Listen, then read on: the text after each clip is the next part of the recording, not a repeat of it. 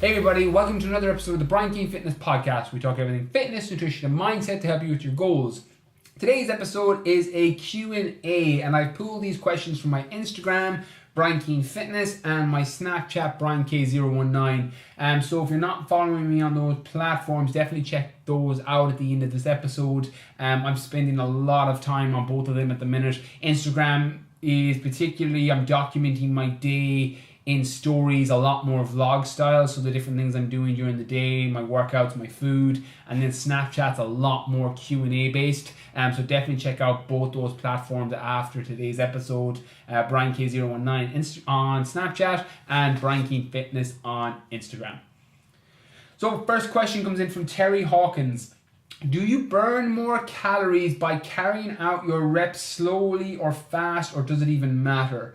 So for those of you who follow my Instagram stories and Snapchat to a degree, you'll see that when I'm doing my workouts and I post them up, particularly when I'm doing my resistance training or my weight training, I'm normally working for slower repetitions and a slower tempo. And the reason for this is I'm trying to create more tension on the muscle and tear more fibers down so that I can change the composition of the muscle that I'm training faster and more effectively than just throwing up weight as fast as I can. So in terms of burning more calories from doing that, I'm going to approach it from a couple of different angles and flesh this out to try and provide value regardless of your goals, whether it's building muscle or losing body fat, or regardless of your gender, whether you're a guy or a girl looking to tone up, build muscle or lose body fat. The truth is, carrying out reps slowly, again, slow and fast is a little bit subjective to each person, because fast to some people is a normal 2-1-2 tempo, and that's slow to other people. So for those of you who read my book, The Fitness Mindset, in the training section, I talk about time under tension and creating tension on the muscle. In the training section of the book, creating tension on the muscle in order to tear maximum amount of fibers in that particular muscle that you're training, is that you can change the composition and the way that the muscle looks faster and more effectively. The reason that this works is because sometimes when you go way too heavy with weight, and heavy and light is very, very subjective. What's heavy for one person isn't heavy for someone else, and what's light for one person isn't light for someone else. When I say heavy and light, I mean working towards your actual given rep range parameters. So your 8 to 10 rep range if you're working for hypertrophy parameters, and you're using perfect form and you're working the muscle that you're trying to work. So the example I gave in the book was side lateral raises. The example I'm going to give today on the podcast is a barbell curl, because we've all seen that guy in the gym, particularly guys, we're way fucking worse for this, but we've all seen a guy in the gym that has loaded on fucking 20 kilos on each side of a barbell, and they're swinging it up on a barbell curl in a weight they should probably be squatting. And the reason that this isn't as effective at building muscle, and you can definitely build muscle going really heavy and going fast with the weight, but you also increase your risk of injury by doing that. Because if you're swinging 40 kilos or 60 kilos if it's on a barbell for your biceps are pretty small muscle groups. You've only got 2 muscles in your bicep, and if you're swinging that weight, there's a good chance that you are not primarily using your biceps. You're using your front delts, you're using your hips, and you're swinging the weight, and it can increase your risk of injury, and it also means that you're hitting other muscle groups that you're not trying to hit at that moment in time, which again can lead to an imbalance, or as I said, an increased risk of injury. What happens sometimes when you drop the weight back and you try and concentrate the amount of resistance you're creating on the muscle that you're actually trying to work, so your biceps in this case, means that you're going to potentially tear more fibers down in that muscle, and you're going to be able to change the composition and the way that muscle looks faster and more effectively, and actually have it look more aesthetic than just throwing up a weight where your front delts and your hips are kicking in. So in terms of the way the muscle looks, that's kind of the pros and cons to going super heavy. You can definitely go really heavy and fast and build muscle. A lot of people do. You'll see a lot of bodybuilders, a lot of powerlifters, bodybuilders particularly the big, massive, jacked up guy in the gym that's just moving as much weight as they can, and their form is shit, and they're just going as fast as they can, but they're building muscle doing that. You can 100% do it that way. It's just, in my opinion, not the most effective way because of all the negatives that can come with it. And there's also a more effective way to actually change that composition of the muscle by creating the correct amount of tension on the muscle you're trying to work. And one of probably my successes that I put down in your own best example, and one of the reasons that I've been able to keep my composition looking the way that it looks, and I walk around pretty lean all year, I have a lot of muscle on my body and I tend to hold it, is down to the fact that I don't get injured. Or else I don't get injured by lifting stupid weight. I've got a lot of contact injuries from playing sport. I've had one gym injury in 17 years, and that was from lifting a 5x5 program where I lifted too heavy on a squat for 5 reps and I tweaked my lower back. But I've been training consistently for the last 17 years, 5-6 days a week, for 17 years in a gym, and I haven't had any gym-based injury. And that largely comes down to the fact that I don't lift silly weight with crappy form, and I don't put my body and my biomechanics in a compromised position by lifting with my ego. And again, one of the best pieces of advice that I ever got, and I put this in my book, was leave your ego at the gym door. And you, in order to find out what weight you should be working on and lifting, and I'm going to speak about this later on in the podcast, once you know what your rep range is that you're trying to hit, your 8 to 10 rep range, if it's bodybuilding or hypertrophy you're trying to do, you want to find a weight that you're failing at that given rep range. And then whether you do it slowly is very much down to your tempo. A lot of scientific studies will show that in the eccentric part of a movement, the negative, the lowering part of a movement, you're going to tear significantly more fibers than in the positive part of the movement. And anyone's ever done a bicep curl where you do a slow negative on the way down, it burns like crazy. And that's because you're tearing more fibers in that muscle. And that can potentially lead you to burning more calories as a result. So in terms of burning more calories during the workout, that normally comes down to the intensity of the workout. The higher your heart rate is, the more calories you generally burn during the workout. However, the reason resistance training works so effectively at changing composition and helping you burn more body fat or helping you burn calories is when you're using resistance training and you're doing slow movement negative reps, or you're doing slow concentrated resistance on the muscle, when you tear more fibers down, your metabolism has to elevate in order to repair those fibers that you've torn. So what happens is, if Joe or Jane goes into the gym and they're doing 40 minutes on a cross trainer, they're probably going to burn a few hundred calories on the cross trainer, and then as soon as they stop, they leave the gym and they burn a few hundred calories, and then they don't burn any more calories throughout the rest of the day because they didn't create enough resistance or tear enough fibers down. But they did get their heart rate up, so they burn calories.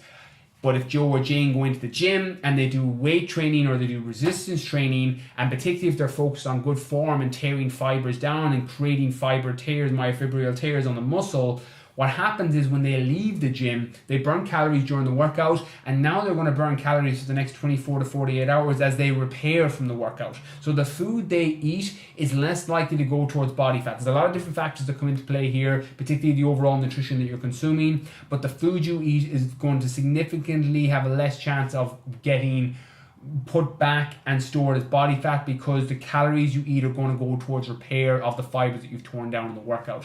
So in terms of weight training in general and doing reps slowly and tearing more fibers, you can potentially burn more calories over the long term in terms of the 2-3 day period after the workout.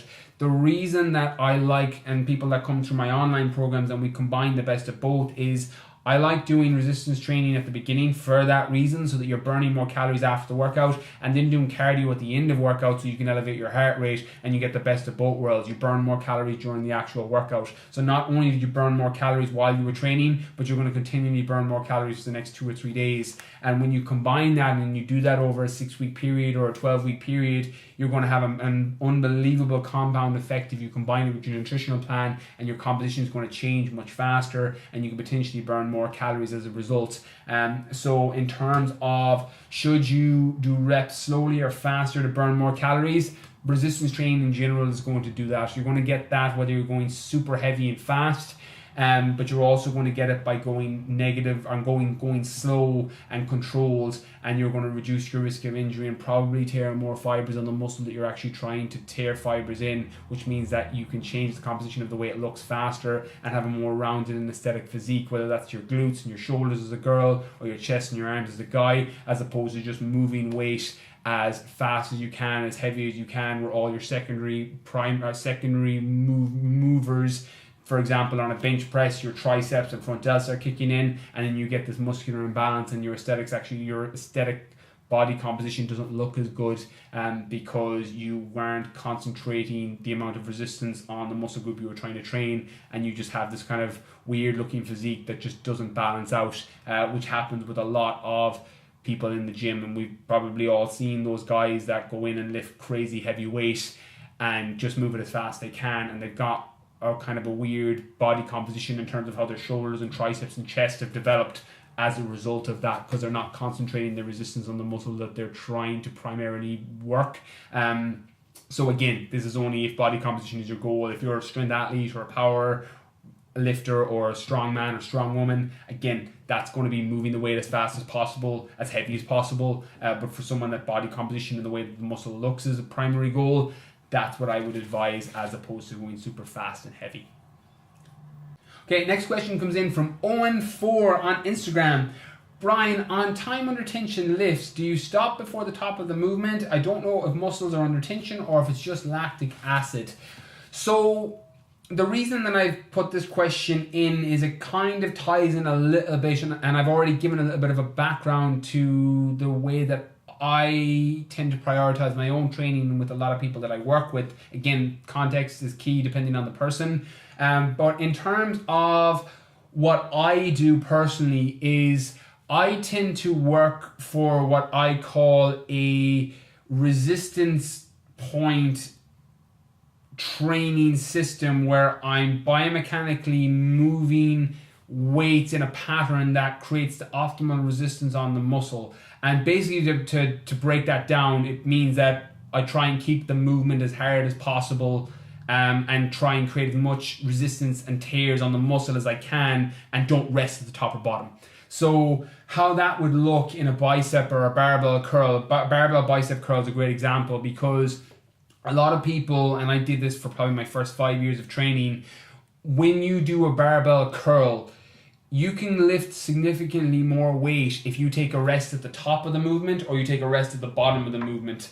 And when you stop just short of the top or you stop just short of the bottom of the movement, you get this incredible searing pain of tension on the muscle. And again, it's one of those that you learn to love, because you get this ridiculous muscle pump as a result from all the blood flow and all the fibers that you're tearing down. So I tend to work within my own biomechanical range of where I have the most optimal tension on the muscle. Whether I recommend doing that for each person varies. So as I said, that basically in simple language means that I try and not I don't take a rest at the top or the bottom of the movement. I do the same thing on a squat.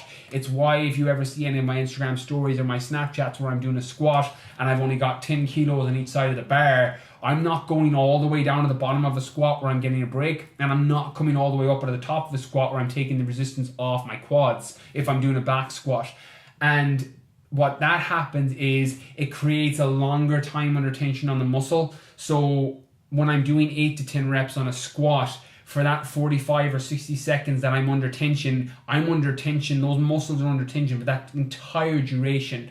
Whereas if you go all the way down at the bottom of a squat where you get a break, or you come all the way up at the top of a squat where you get a break, you're not creating the same amount of tension on the muscle as you come up and down, which means that you have to go significantly heavier to create the same amount of tension load, and it still is a decrease on tension time on the muscle, which basically just means you're not going to tear as many fibers down, which means you may not potentially be able to build muscle as fast. Again, lots of different factors come into building muscle. You need to be in a calorie surplus, or else you need to be getting enough amino acids to repair. But purely from a training point of view, the way to build muscle, and this is the same for both genders, whether you're a guy or a girl looking to tone up or build muscle, the way to build muscle is to create tension on the muscle, increase the resistance on the muscle, tear the fibers down, and then repair it with your rest, recovery, your sleep, and your nutrition.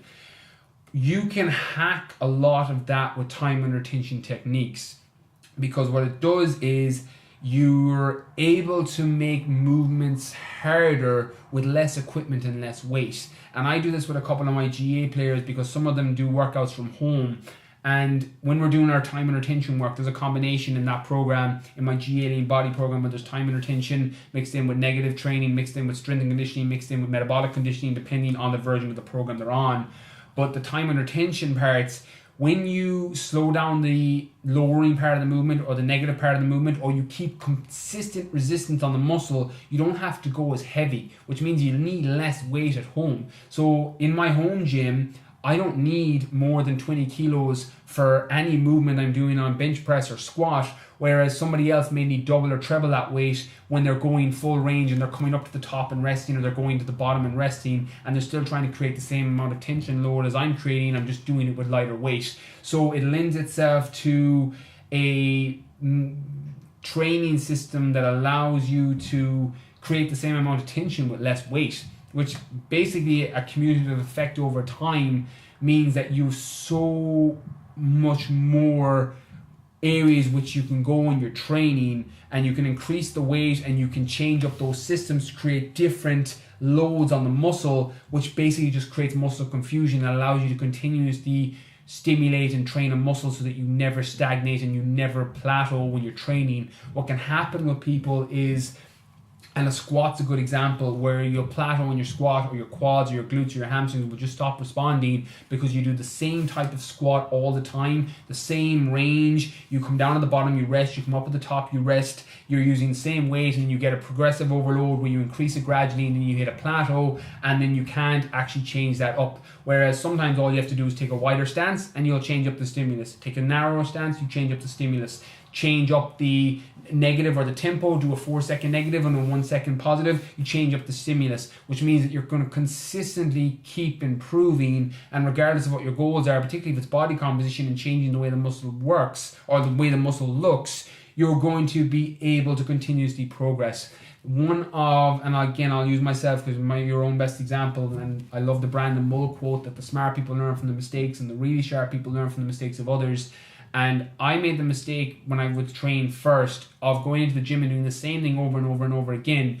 And then my body would just stop responding. And what happens when you're not moving forward is you start actually regressing and your body starts to look worse. So changing up your stimulus may not even be changing up your program. By all means, you can change up your entire program every 6 weeks and still respond. But sometimes it's just changing up the angle of your squat. Sometimes it's just changing up the time and attention that you're creating on the lift, so that you're not stopping at the bottom and you're not stopping at the top, or you're alternating between, where you're going heavier on one week and you're taking that break at the top and you're taking that break at the bottom, and then another week you're going quote unquote lighter, or you're using less resistance on the bar and you're creating a constant tension where you're loading your quad muscles or your glutes or your hamstrings for 45 to 60 seconds in that range where it just feels like you're burning your quads or you're burning your muscles like crazy. So in terms of the reason that I stop before the top of a movement or the bottom of a movement, depending on the movement pattern, that's why I do it. And you'll see it in a lot of my video clips when I put up my workouts online, and you'll see a lot more of these after Marathon des Sables when I go back to a regular training routine in the gym. You'll see that this will hopefully make a lot more sense on why I train the way I train. And one of my most frequent questions I get asked is, why do you lift so light, quote unquote light? And I'm not lifting light, I'm lifting as heavy as I physically can to fail at the given rep range that I'm trying to hit, while creating the most amount of tension on the muscle that I'm trying to work, so I can change the composition of that muscle so that it looks better.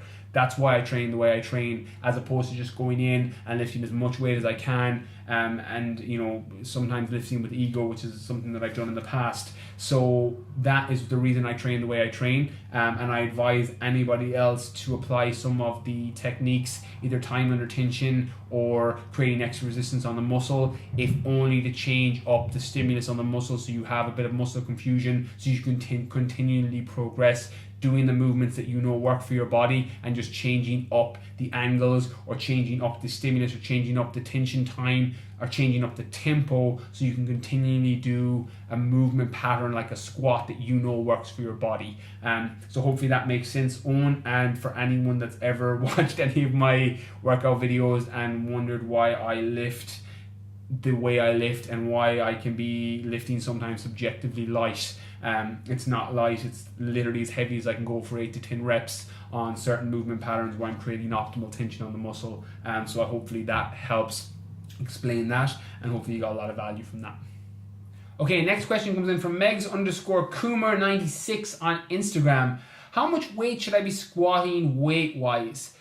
So the reason I wanted to put these three questions back to back is there's a lot of overlap in them, and hopefully fleshing out each one provides a lot of context to time under tension, working for correct resistance load on the muscle you're trying to work.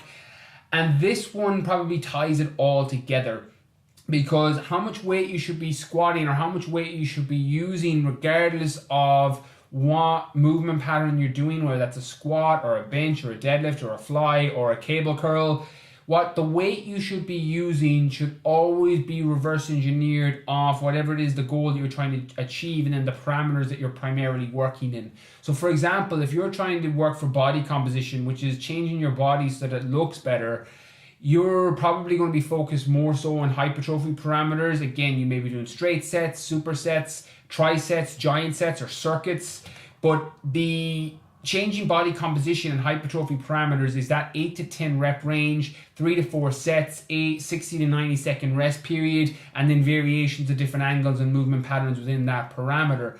The weight you use should always be based off the back of the parameters you're trying to work in. So for example, if you're trying to do a squat for 8 reps or 10 reps, so you're maximizing the amount of resistance you're creating in hypertrophy parameters, which is the parameter that can allow you to tear the most fibers so that you can change the way a muscle looks, you want to be failing at that given rep range. So what I would advise is it's not a case of hitting a particular number. Now, if you're a power lifter or a strength athlete where you're trying to hit 100 kilos on your squat, by all means, it's about hitting the number. But in terms of reverse engineering the parameter, the actual movement pattern you're doing and hitting it in the right parameter is very much down to failing in the given rep range as opposed to hitting the number or 100 kilos on a squat.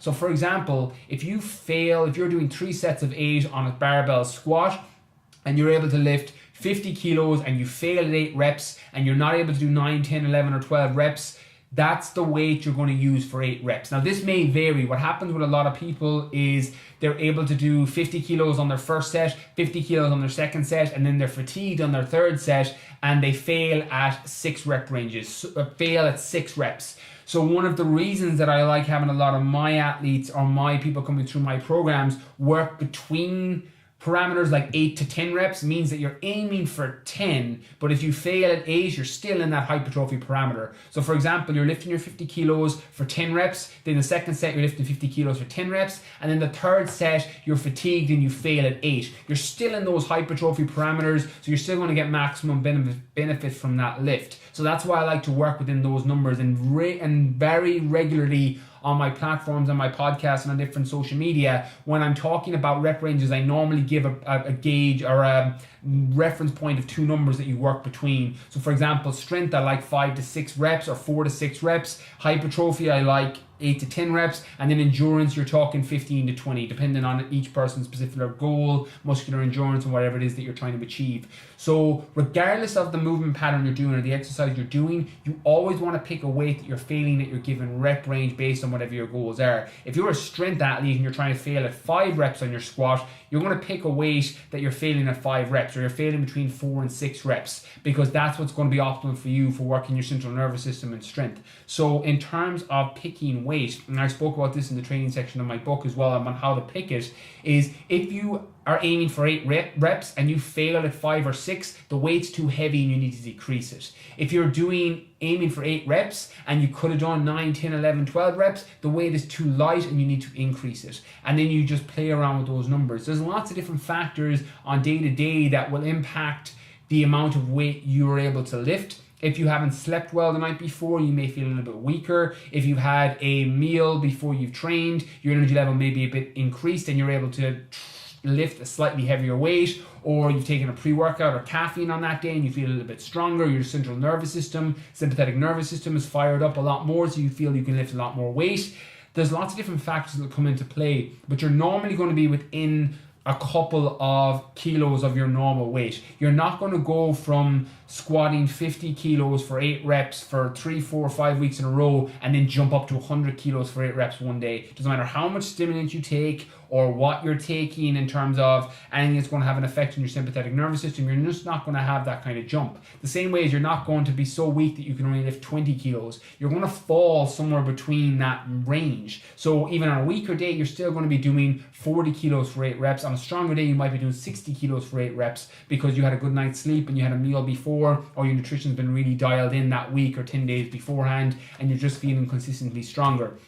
So there's a lot of different factors that come into play, but that's how I would choose your weight, and that goes for every movement. That goes for isolation movements, that goes for your compound lifts, that goes for everything. And the only thing that will change is whatever your goal is, whether it's strength, whether it's body composition, whether it's athletic performance. Your tempos may change, your reps may change, your rest may change, but the weight you use will still be based off those principles, and then you just reverse engineer it off whatever the goal is.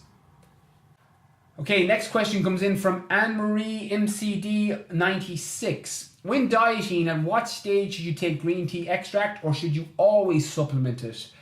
So, for those of you listening to the podcast a while, you know I'm a massive fan of green tea extract. It's one of the supplements that I have in lots of different variations of my programs. It's one that I recommended in my book, The Fitness Mindset, in the supplement section. And it's one that I mention pretty regularly because of its positive effects on metabolism. The compound ECGC, which is a highly concentrated compound in green tea extract supplements, particularly the higher quality supplements, can have a positive effect on metabolism, which means that you burn more calories throughout the day, and you get all the antioxidants and health benefits as well. So it's one of the reasons that it's one of my favorite fat burning supplements. So in terms of when you should take it or should you always supplement with it, what I generally recommend to people I work with and what I use myself is you only use green tea extract when fat loss is your primary goal. And some of you listening now will think, well, I'm always trying to lose body fat. If you're consistently trying to lose body fat after, say, 6 months, and you've been training and dieting for 6 months and you're still trying to lose body fat, that's a sign there's something off in your training, your nutrition, and probably the supplements you're using in general, because your goals should change. If you're consistently and always trying to lose body fat, that's a fundamental flaw of something that's in your lifestyle or in your strategy with nutrition or training, or possibly both. So if that's the first thing that came to mind, that, well, I keep using green tea extract because I'm always trying to lose body fat, that's a sign that it's probably time to invest either the time to work with a coach or a trainer, or invest the money or the time to build your own knowledge on nutrition and training, so that you can continually progress and get your body fat down to where you want it to be, and then you can change up your supplements based around what your goals are. So the way I would choose your supplement, and this goes for green tea extract, this goes for fat burners, this goes for muscle building supplements, always choose supplements based off whatever your goal is. So if you're trying to build muscle, you're going to use muscle building supplements that have been scientifically proven to work. Creatine, beta-alanine, whey protein, branched-chain amino acids possibly. If you're trying to lose body fat, you're going to use ones that have been scientifically proven to work for body fat. Ones that either increase lipolysis, your body's ability to release fat from its cells, things like caffeine, or green tea extract, which can elevate metabolism, or L-carnitine tartrate, which can push fat cells in the mitochondria to be burnt for fuel. You're going to choose your supplements based off what your end goal is. And what I would advise, and this is what I do with people who come through my programs, is when fat loss is their primary goal, we use green tea extract, and we normally use other supplements sometimes with it as well. And then in 3 months' time or 6 months' time, whether they're on my program or they're with someone else, or they're doing their own program and they're following on and just checking in through Snapchat or Instagram, when the goal changes, you change your supplements. So if you were 3 months or 6 months where you're like, okay, I need to lose body fat for a wedding or a date, or just for your own self-esteem and confidence, after 6 months, if you haven't achieved your fat loss goal in 6 months, regardless of your starting point, unless you're chronically overweight or obese to start with, it's probably a sign that you're strategy, either nutritionally or training, is off, because most people should be able to hit their goals in that period of time. 6 months is a long time, and if you're not able to get your body fat down to where you're happy with it and you're ready to change your goal, it's probably an underlying sign that there's something else off. So I would advise always using your supplements based off what the primary goal is at this moment in time.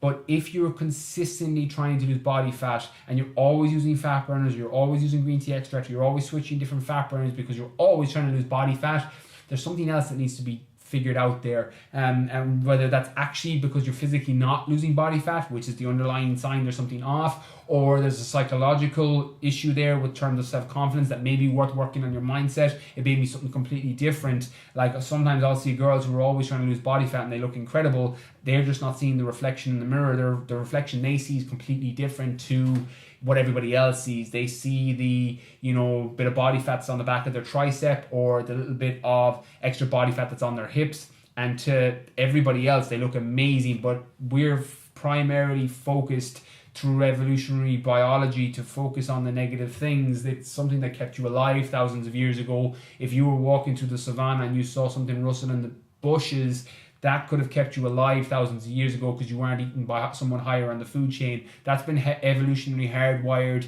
in the way we see things, but now it's just primarily focused on the reflection we see in the mirror. We focus and see the negative part of our body that we're not happy with. So sometimes it may be worth looking at the mindset side of things, and it may not be a physical thing at all. So that is just another component that I would consider looking at if you're always thinking you need to lose body fat or lose weight, and you actually are responding and you physically to the majority of people. I live by the adage that if somebody calls you a horse, it's possibly on them. If 2 people call you a horse, it's possibly a conspiracy. If 3 people call you a horse, it's time to get saddled in some hay. And that's kind of can tie back to, if all your friends and family are telling you you look amazing and consistently telling you how good you look, but you can't see it, that's on you. You're the horse. You need a saddle and a hay because there's something that you can't see that everybody else sees. So that is also worth considering. But in terms of green tea extract and supplements in general, I would only use them when your primary goal supports or includes the use of that supplements to help you get there faster. And then when that goal changes, you change the supplements. Next question comes in from Zoe Kerr. What is your favorite exercise? This is a little bit of a hard one to answer. It's going to be quite a short answer. My favorite exercise is probably a version of a squat. I love front squats and back squats. But if I had to choose one exercise that I could do forever, it'll probably be a barbell thruster, which is a front squat to overhead military press. And the reason for that is it works so much. It's so demanding physically and gives you such an incredible feeling when you work it for reps, when you do it for 10, 15, 20 reps or whatever it is. I've got finisher versions in my online program where we factor it in, that movement pattern for higher reps. And that's probably one of my favorite exercises in a real love-hate way. Like, I hate that move because it's hard, but it works so well in my body, and most people's body responds so well to it because there's no way to cheat it. It's the same as most compound lifts, particularly a squat and a deadlift, even though I'm not a massive fan of deadlifts because it's such a high risk move for people. But you can't really cheat those moves. You can go onto a machine, you can load up the stack and you can move a weight. It's very, very hard to cheat a squat if you're doing, full range of motion, or your full range of motion that allows your biomechanical movement pattern to get into the position that allows you to hit 90 degrees or below. But they're movements that are hard to cheat. So I quite like those. And again, if I could only choose one movement that I could do for the rest of my life, it'd probably be some variation of a squat. And that's kind of why a barbell thruster comes in there. So if I had to pick that, that's probably my personal favorite exercise, but it really varies. I would always choose your favorite exercise based off whatever body part that you're trying to maintain. I probably have a little bit of a subconscious bias because my legs were such a weak body part for so long aesthetically that I had to grind. I still have to crush those workouts in order to maintain the size and shape in my legs. So I have a little bit of a subconscious bias where they are the body part that I'm probably most proud of because I get the most comments on them now, and they were down to grinding and hard work. My arms and shoulders, I took a year off training arms and shoulders. I grew up on a farm, so they're just always a decent size. They're always semi-shaped, just genetically and from years of lugging shit around on a farm, that I don't have to put that much work into them, so the compliments tend to roll off my back, particularly when I would put a lot more emphasis into how I felt based off comments on how I physically appeared. That doesn't happen as much anymore since I've dealt with a lot of my own psychological demons, but when I did, I would generally find a lot of internal satisfaction when someone would compliment my legs because I had to fucking grind to make that a strong body part. So there's probably a subconscious bias to why I would choose a movement pattern that would allow me to continually keep the development and the size and the shape of that muscle group. So yeah, a little bit of a deeper psychological subconscious answer to the end of my favorite exercise. So some variation of the squat, Zoe. Okay, next question comes in from Snapchat. How can I stay motivated when starting a new plan? So this is a little bit of a catch-22 because starting a new plan in most cases should lead to a little bit of extra motivation because you're on the first step or the first path towards moving towards the end goal of what it is you're trying to achieve. So sometimes it's a little bit of a reframe in mindset that when you know for a fact that, well, I want to lose body fat, or I want to improve my performance, or I want to build muscle. And one of the reasons I love working with my GA players so much is when they're coming to my GA Lean Body program, they've made the decision that, right, I'm fucking ready. Like, let's get faster, let's get stronger, let's get bigger, let's get our abs, let's do this. And they're super motivated coming in. And that tends to come from knowing, for me, again, a little bit is the amount of people that have came through that program. There's so many referrals, so many testimonies, so many videos before and afters. So people know when they come through the program, they're going to get results if they put in the work. That's how a new plan should be. And that is irrespective of who you work with, whether that's a trainer at your gym, whether that's online, whether that's a program that you're following that you've made up yourself. Your plan and your motivation should come from the plan you've designed or that you're working on that's going to get you to your end goal. And motivation comes as a result of seeing the progress. And what happens with a lot of people when they go onto a new plan, or when they're on a plan in general and they lose motivation, is they're not getting most normally one of two things. One, they're not getting the progress. And one of the things I regularly say on my other social media platforms is that progress is addictive.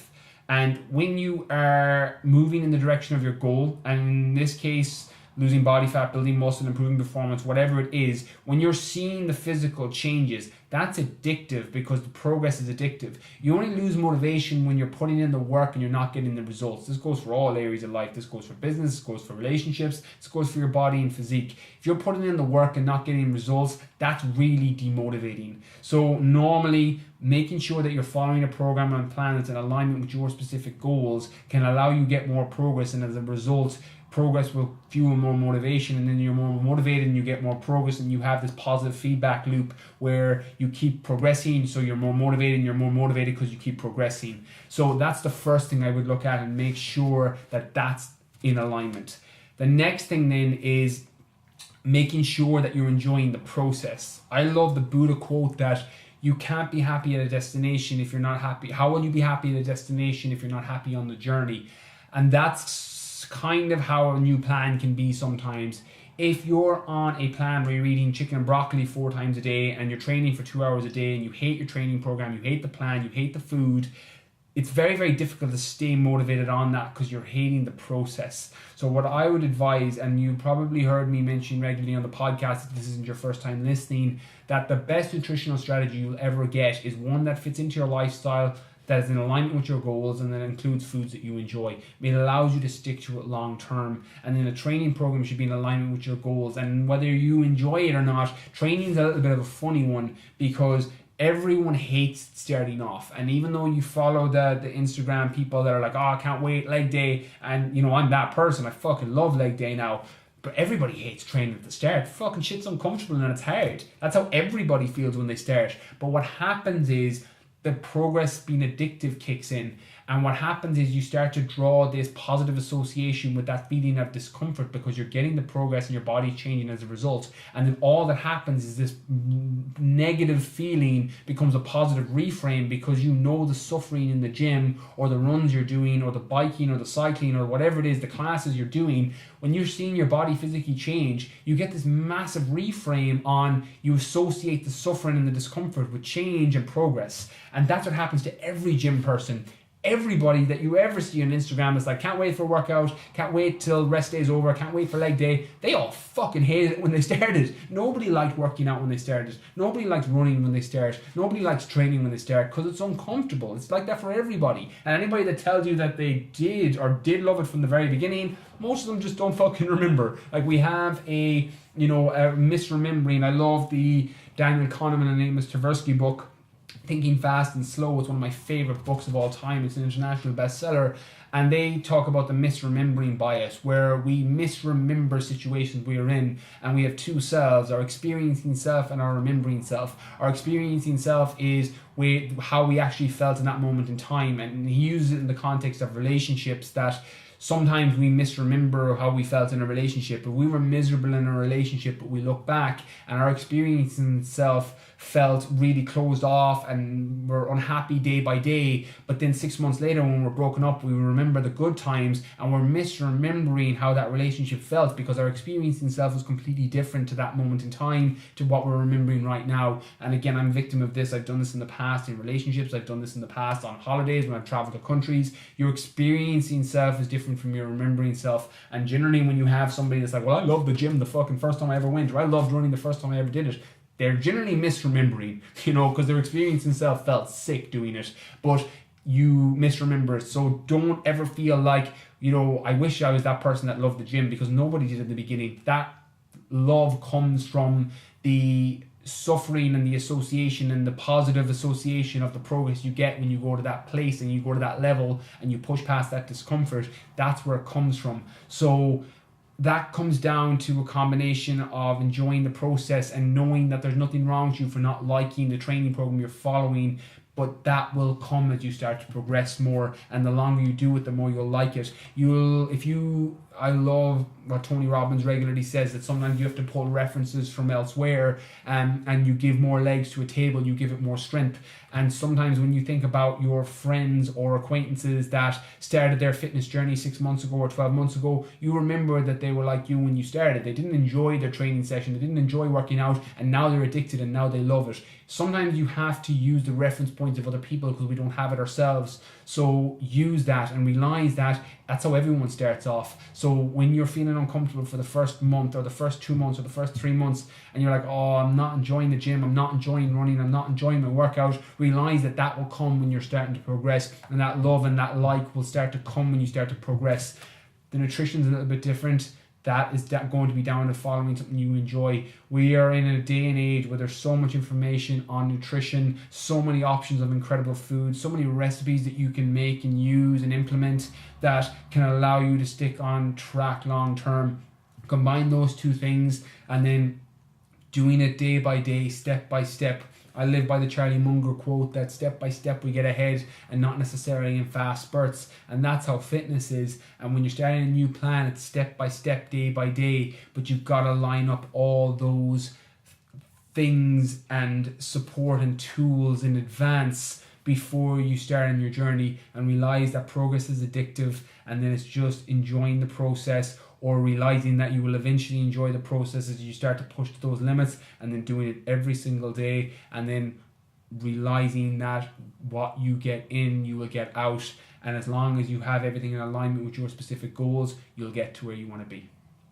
Okay, next question comes in from University Gains. From your competing days, did you find that it pulled you into obsession? It seems to be so focused that all I think about is macros and training, etc.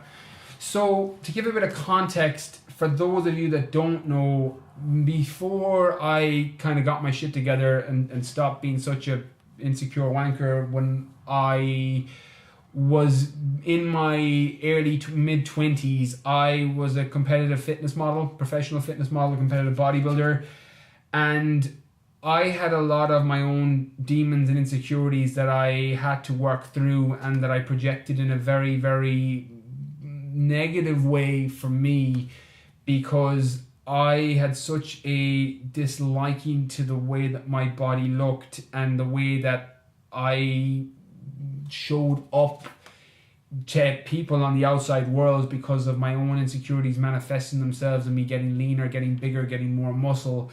And I've since had to deal with a lot of that, and I'm very fortunate to have come out the other side. It's probably one of the reasons that anyone listening to this podcast, you didn't follow me 4 years ago when I was at the height of my fitness modeling career, and I was very successful in that area. I have a pro card, which means that you can compete for money. I came 8th in the world in Las Vegas. I've shot with magazines.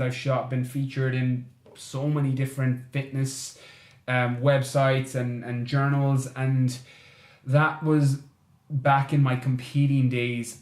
And for me, just to give a little bit of context before I get into the obsession part of this, is where I came from. And again, they always say your mess becomes your message, and I wouldn't change any of my journey or any of my path.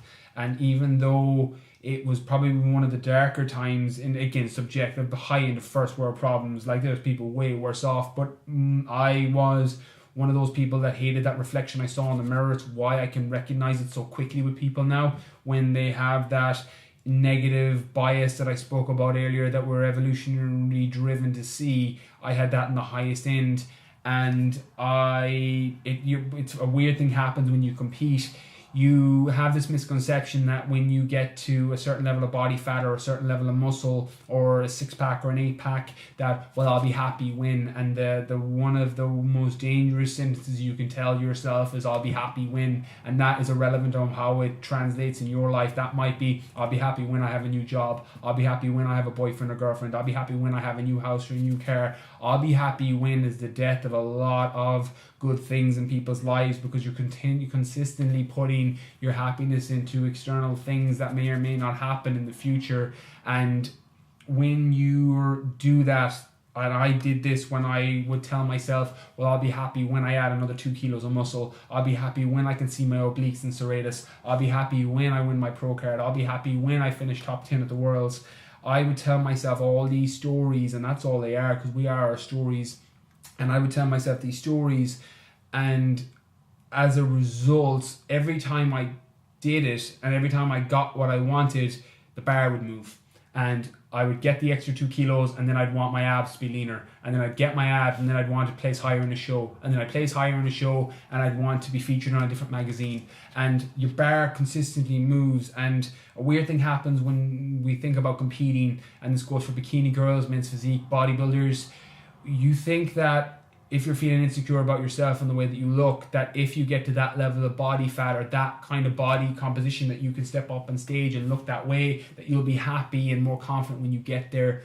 It's the complete opposite, because what happens is your bar moves. You were once upon a time comparing yourself to other people around you in the gym, and comparison is the thief of joy, and it's one of the things that will rob happiness faster than anything else on this planet, is when you compare yourself to what people around you are doing. And I'm the first one to say, compare yourself against yourself. Are you better than you were? Do you look better than you were? Do you feel happier than you were? But when you start to compare yourself where other people are and to what they look like, that's comparison being the thief of joy, because your chapter 1 is very different from someone else's chapter 20. You don't know what it took for them to get there, and you start to question, well, why haven't I there? Why don't I look like that? Why don't I have that boyfriend or that girlfriend or that job or that house or that car? All of these things. And what happens when we go into competing is the bar moves, because that comparison on the people around you at your gym is now compared against the person on Instagram. It's now compared against the other girl on stage. It's now compared against the other guy who's bigger than you. It's now compared against the people who are physically more conditioned than you, and you're comparing yourself against other competitors and other Instagram influencers and other Instagram fitness people, and your bar moves, and as a result your happiness moves further again. And what I would advise, and competing is an incredible experience, I wouldn't change it for anything, because it's so physically and mentally demanding that you will come out a stronger version of you out the other side if you decide to do a show. Now, there are a lot of hormonal issues that you will need to look at, particularly as a female, because when you drop your level of body fat that low, your body thinks it's dying, and it's why you don't get your period. It's why all these things shut down, because your body literally is in survival mode thinking it's dying. So it's probably one of the most unhealthy things you can do from a physiological standpoint. But mentally, you'll be so much tougher 6 months later when that show is over.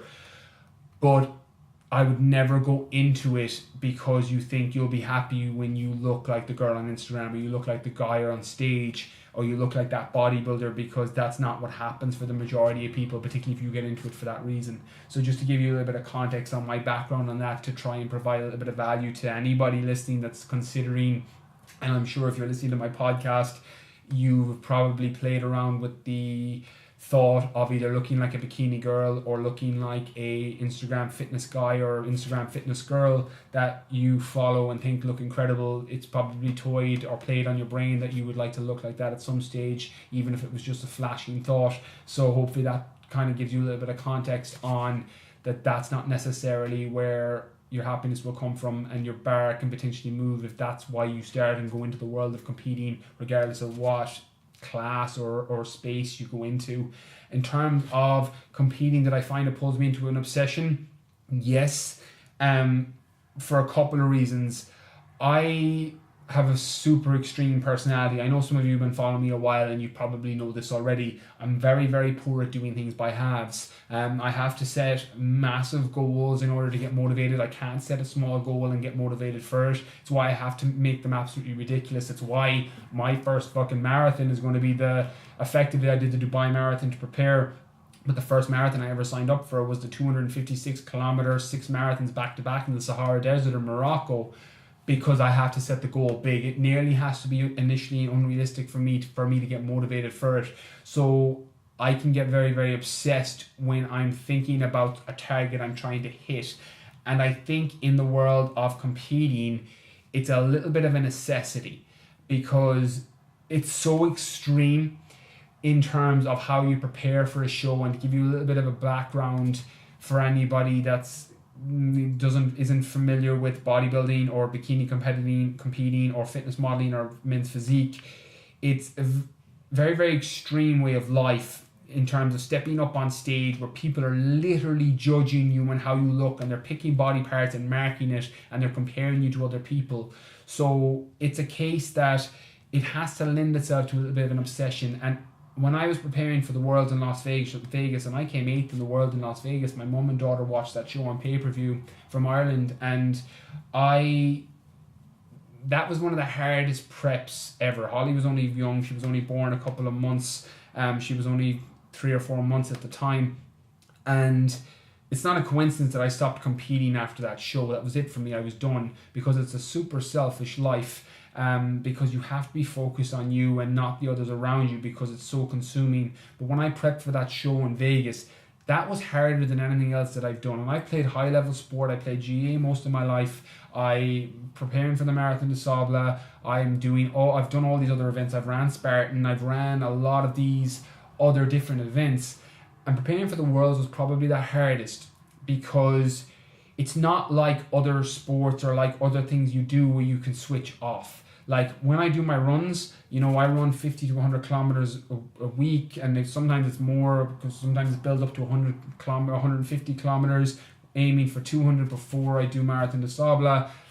You do your runs and you do the steps and you get it done, and then it's done, and you can focus on your family, you can focus on your work, you can focus on business, you can focus on other areas of life. Competing, you can't, because you have to get your next meal in, you have to get your cardio session in, you got to time your supplements right, so it's all in. So that obsession is nearly a necessity in order to do well in competing. And when I say do well, I don't mean results wise, because results are completely irrelevant for competing, because it's a subjective sport where there's judges and it's apples and oranges. Some judges like apples, some judges like oranges, some guys like blondes, some guys like brunettes. That's literally how judging is compared.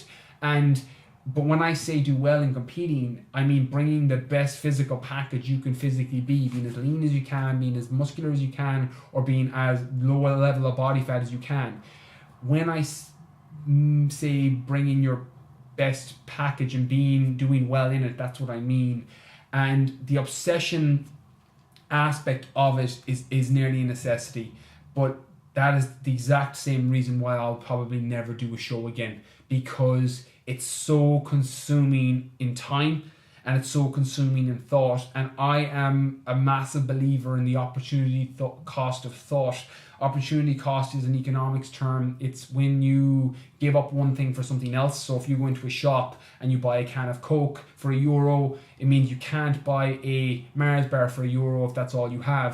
And opportunity cost of thought is every second that I was spending thinking about my next meal or next training session or next cardio session was 1 minute an extra time that I wasn't spending being with my daughter, or thinking about being a better dad, or thinking about how I can hang out with my mum next week, or thinking about how I can grow my business to help and serve more people. That's why that selfish lifestyle is one of the reasons none of you probably followed me during that time, because I wasn't providing value to people, I wasn't helping people, I wasn't serving people. I was so insecure in myself in the way that I was looking and trying to work through my demons that I was so focused on filling that void with external things like pro cards and even the way my body looked and all these other things, so that I could tell people that I was a success to try and fill that void of insecurity.